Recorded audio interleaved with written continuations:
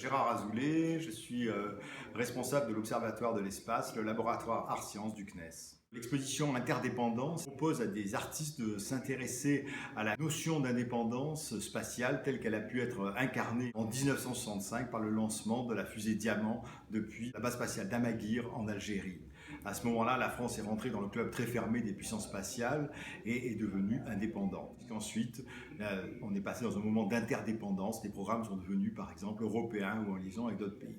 Donc chacun a pu puiser dans ses documents, dans ses archives audiovisuelles, les éléments qui vont irriguer son travail de création.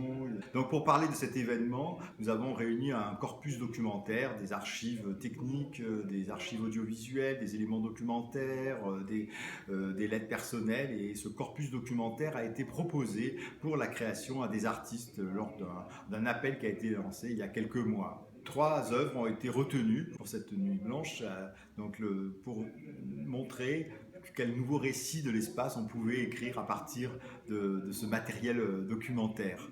Une installation jubilatoire qui nous replonge dans les années 60, celle d'Arwan Venn, une œuvre peut-être plus méditative qui est celle de Paolo Conelupi et Cristina Solomouca qui propose un peu à chacun de construire son propre récit de l'indépendance devant les éléments qu'ils ont réunis, qu'ils ont extraits des archives, et une œuvre peut-être plus séduisante, la sculpture de Bruno Petermann qui confronte l'exotisme inhérent à chaque base spatiale au côté, à l'aspect rudimentaire presque des fusées de cette époque-là. On pourra retrouver cette exposition en 2016 en Poitou-Charentes, au FRAC plus précisément, FRAC Poitou-Charentes, à partir de février. Et là, on pourra la découvrir pour plusieurs mois. Alors, ça sera bien évidemment les pièces qui ont été créées pour Nuit Blanche, les archives, le documentaire, le matériel d'exposition, les pièces techniques telles qu'on a pu les découvrir pour Nuit Blanche au CNES, mais peut-être augmenter de nouvelles pièces.